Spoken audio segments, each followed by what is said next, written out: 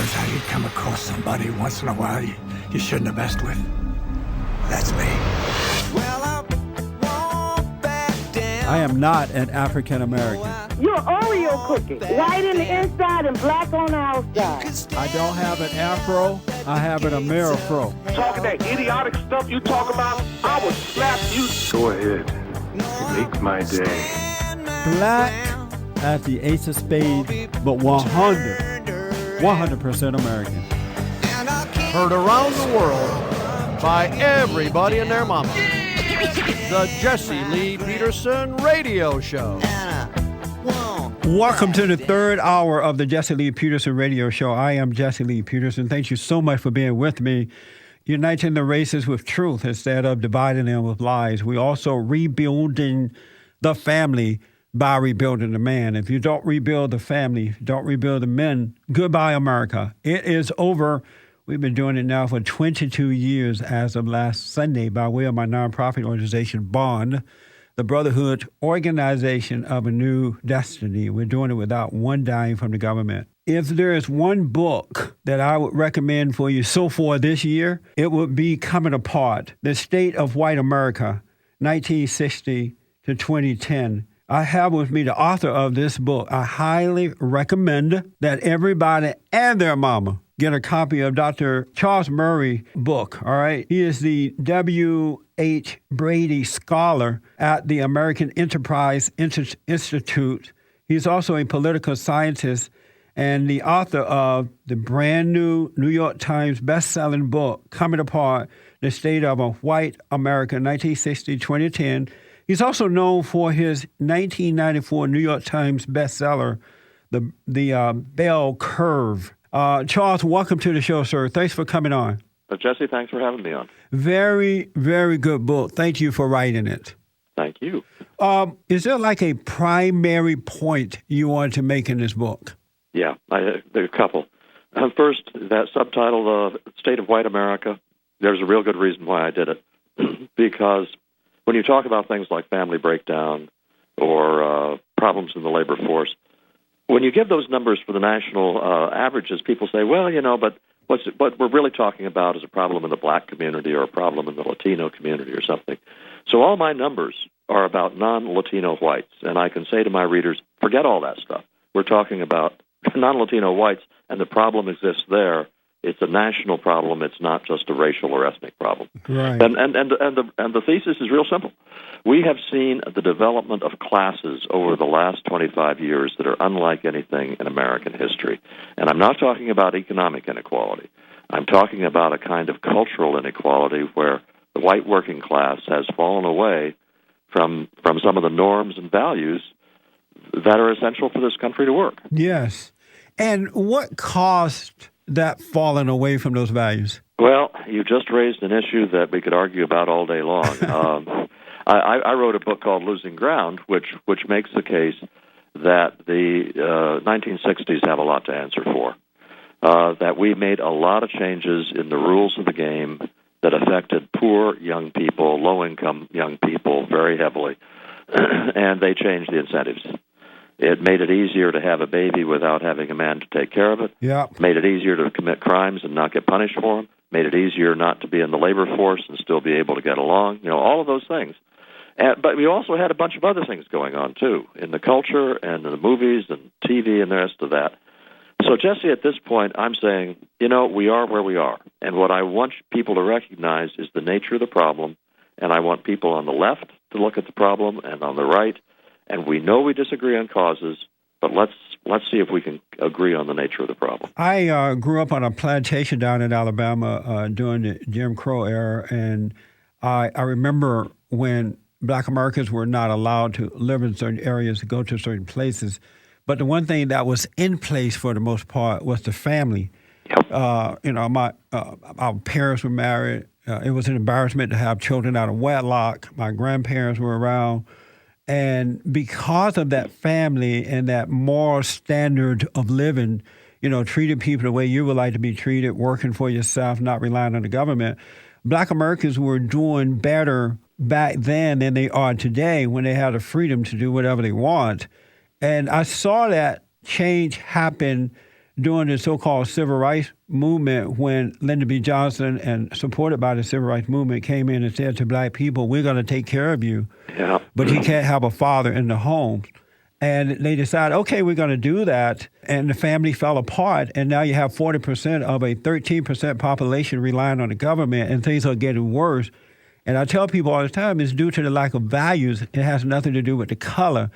And one last point, I tried to tell white Americans for the last 22 years that they need to wake up and speak up, because the same thing happening to blacks is going to happen to them. And I see that happening now. Yeah. You know, people talk for a long time have talked about the percentage of children born to single women, and the black community has gotten all the publicity because it's been very high. Yeah. Well, I'll tell you, in white working class America, it's now around 50% of all babies are born out of wedlock. Wow. So the future is now in terms of these trends reaching everyone. Jesse, I will add one other thing about black America 50, 60 years ago, at a time when indeed there was enormous racism that was holding people back. But, you know, the teenage employment rate, unemployment rate among black teenagers was lower than it was for whites. And the labor force participation among black teenagers out of high school was higher than it was for whites. That's how much things have changed. Yes, I absolutely agree. You talk about the middle class, and I guess whites or overall, there is no, maybe I'm reading this wrong, but it sounds as though you're saying that there is no middle class now. It's just the upper class or the rich, and then whatever left after that. Well, actually, no, I can see why you say that, because I focus on the upper middle class and the working class. There is the 50% in between. Basically, among whites, if you talk about the upper middle class, you're talking about 20% of adults. The working class is about 30%, 50% between. I don't talk about them in the book, except to say, look, on all of these things, they're halfway in between. Basically, if you're talking about out-of-wedlock births, or you're talking about men not working anymore, middle class is halfway in between. You know, speaking of men not working, I never thought that I would live to see the day when men were not working and providing and taking care of themselves and not having the shame about it. You know, I see men who are living at home with their mothers, and they're 50 years old, and they're not embarrassed by that. And they're not embarrassed to be living off their girlfriends. Right. They're not embarrassed to have moved in with their sisters. This is a huge cultural change, because we're basically the same generation. I've got a few years on you, but I'm 69. But we're the same generation. Yes. And in 1960, if you were an adult male, you were supposed to be working, or you were supposed to be working, looking for work. And if you weren't doing that, you were a bum. And you were. That's the way people talked about you. That's right. And now, again, I'm talking about non-Latino whites, males with high school education. About 1 out of 8 of them is not even looking for work. Talking about people 30 to 49 years old. And this is before the recession. Even during the hottest years of the boom in the 1990s, and there were years in the 2000s that were very hot economies, same in the 1980s, the guys dropping out of the labor force. There is now an industry whereby you can go to advisors who will tell you how to get a disability qualification from the U.S. government, even though you aren't disabled. I mean, there is an actual industry of people who make their living teaching people how to fake disabilities. Wow. Let me ask this. We talked about white men not working now. You know, they're staying home and watching TV, playing with the video games and all that stuff. Mm-hmm. Is that due to the attack on men? There's a primary focus on women, and it's been going on for nearly 50 years now, I guess. And there's a deliberate attempt to keep men down. Is that what affecting white men? Let's put it this way, and you'll recognize this from your childhood as I do.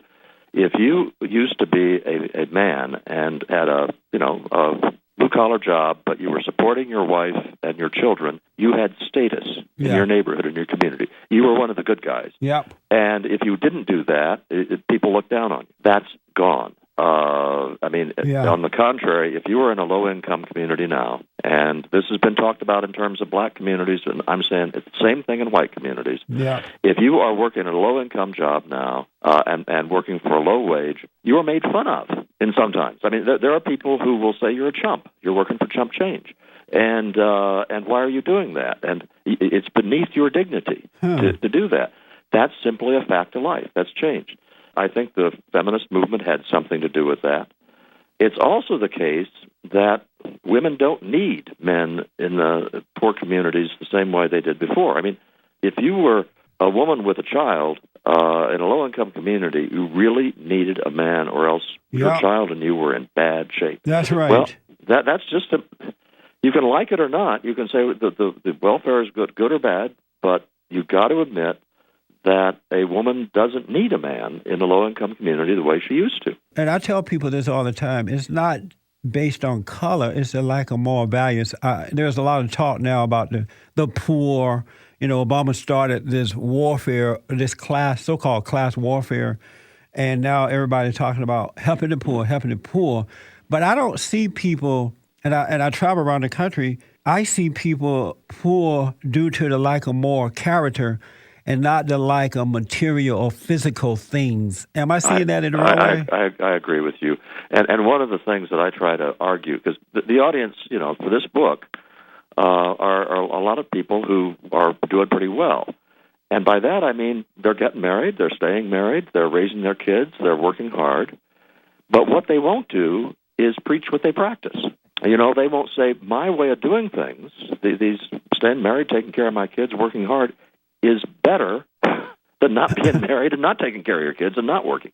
And this non-judgmentalism that has come in among people who are at the top of society, where they will not convey their own moral values and say, you know, these are good ways to live, I think that's contributed to a lot of this sense of, oh, any way is okay, there's no difference between having a baby out of wedlock and being married. There are lots of excuses where a man shouldn't have to work at the demeaning job.